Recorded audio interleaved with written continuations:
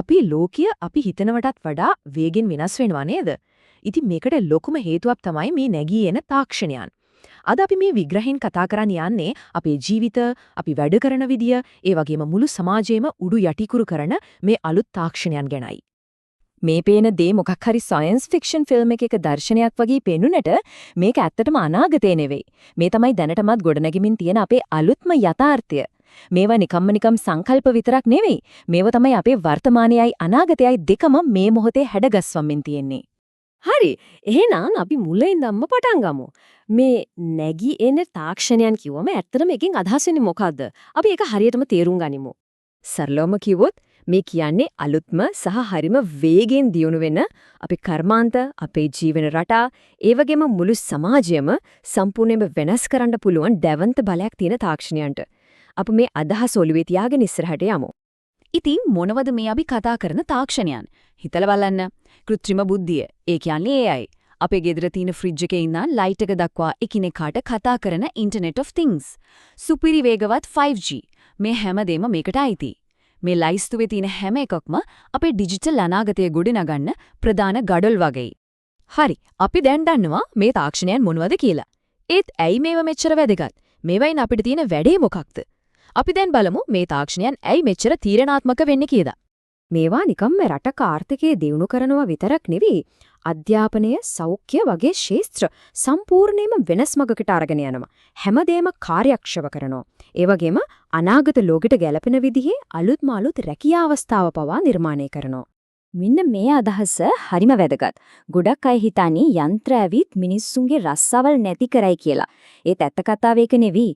මේක ආදේශ කිරීමක් නෙවෙයි. මේක මිනිස්සාගේ හැකියාවන් තවත් වැඩි දියුණු කරලා කලින් අපිට හිතා ගන්නවත් බැරි වුණු දේවල් කරන්න පාරක් හදන එකක්.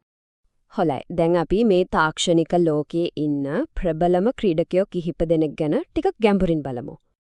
අපි මුලින්ම ගමු කෘත්‍රිම බුද්ධිය. අපි කවුරුත් දන්න විදිහට AI.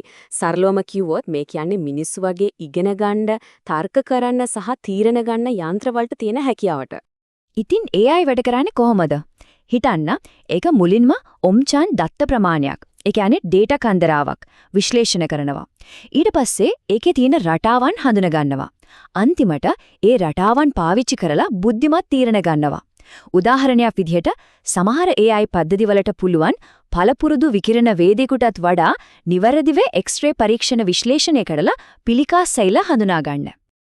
ඊළඟට Internet of Things නැත්නම් IoT. කවදා හරි හිතලා තියෙනවද ගෙදර තියෙන හැම ඉලෙක්ට්‍රොනික උපකරණයක්ම එකිනෙක එක්ක කතා කරයි කියලා? අන්න ඒක තමයි මේ IoT කියන්නේ. මේක තමයි අන්තර්ජාලය හරහා එකිනෙකට සම්බන්ධ වෙලා දත්ත හුවමාරු කරගන්න උපකරණවල දැවැන්ත ජාලය. අපේ ගෙදර තියෙන ස්මාර්ට් ෆ්‍රිජ් එකේ ඉඳලා අතේ බඳින අපේ හෘද ස්පන්දනය මනින ස්මාර්ට් ඔරලෝසුව දක්වා එතනින් එහාට මුළු නගරයකම ට්‍රැෆික් පාලනය කරන පද්ධති දක්වා IoT කියන්නේ අපේ ජීවිතේ හැම අස්සක් මුල්ලකටම සම්බන්ධ වෙමින් තියෙන දෙයක්. හරි. දැන් බලමු බ්ලොක්චේන් ගැන. මේක සරලවම කිව්වොත් ඩිජිටල් ලෙජරයක්. ඒ කියන්නේ ඩිජිටල් පොතක් වගේ.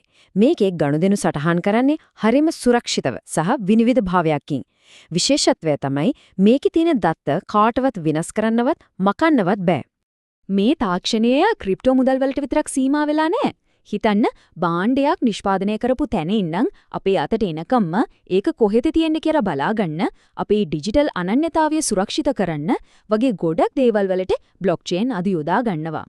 ඕනෑම ප්‍රබල දෙයක වගේම මේ තාක්ෂණයේත් පැති දෙකක් තියෙනවා. එකක් තමයි ඒකෙන් ලැබෙන පොරොන්දුව. අනික තමයි ඒකත් එක්ක එන අවදාරම. අපි දැන් මේ දෙපැත්තම සමබරව බලමු. මේක හරියට දෙපැත්ත කැපෙන කඩුවක් වගේ. එක පැත්තකින් කාර්යක්ෂමතාව වැඩි වෙනවා, ආර්ථිකය දියුණු වෙනවා වගේ ලොකු වාසි තියෙනවා. ඒත් අනිත් පැත්තෙන් බලන්න අපේ පෞද්ගලික දත්තවලට මොකද වෙන්නේ? ඒ වගේ ආරක්ෂාව ගැන ලුකුවට හිතන්න වෙනවා. ඒ විතරක් නෙවෙයි මේවා ක්‍රියාත්මක කරන්න යන වියදමත් වැඩි. ඒ වගේම මේ අලුත් ලෝකෙට අවශ්‍ය කුසලතා පරතරේ පියවන්නේ කොහොමද කියන අභියෝගයක් තියෙනවා. හරි. දැන් අපි මේ සංකල්ප පොළවේ පය ගහලා බලමු. මේවා සැබෑ ලෝකයේ ක්‍රියාත්මක වෙන විදිහ ගෝලීය මට්ටමේ ඉඳන් අපේම රටේ උදාහරණ දක්වා බලමු. මේ තාක්ෂණයන් ලෝකේ වටේ වගේම ලංකාවේ දැනටමත් ක්‍රියාත්මකයි. බලන්න ලෝකේ Amazon Alexa වගේ ස්මාර්ට් ගෙවල් තියෙද්දි අපේ රටේ ඒ IoT තාක්ෂණයම පාවිච්චි කරලා පස්සේ තෙතමනේ බලලා අවශ්‍ය වෙලාවට වතුර දාන ස්මාර්ට් කෘෂි කර්මාන්තයට යොදා ගන්නවා. ඒ වගේම AR VR ඒ කියන්නේ සැබෑ ලෝකයේ උඩින් ඩිජිටල් තොරතුරු පෙන්වන එක ලංකාවේ අතත්‍ය සංචාරක යෙදුම් වලට දැනටමත් යොදා ගන්නවා. ඔව් මිනිසා සහ යන්ත්‍රය අතර තියෙන මේ සියුම් සම්බන්ධතාවයේ ඉඳලා ලොකු කර්මාන්ත ශාලාවක වැඩ කරන ස්වයංක්‍රීය රොබෝ කෙනෙක් දක්වා මේ තාක්ෂණයේ පාවිච්චි වෙන පරාසය ඇත්තටම අතිවිශාලයි.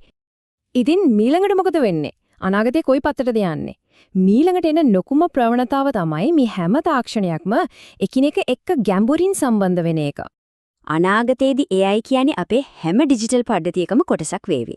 5G සහ IoT එකතු වෙලා ස්මාර්ට් නගර බිහි වේවි. ඒ වගේම මිනිස්සු සහ යන්ත්‍ර එකට එකතු වෙලා වැඩ කරන එක තවත් සාමාන්‍ය දෙයක් බවට පත්වේවි. අවසාන වශයෙන් අපි මේක මතක තියාගන්න ඕනේ. අපි හැමෝම මේ මොහොතේ ජීවත් වෙන්නේ දත්ත වලින් පිරුණු ලෝකයක. අපි කරන කියන හැම දෙයක්ම කොහේ හරි දත්තයක් විදිහට සටහන් වෙනවා.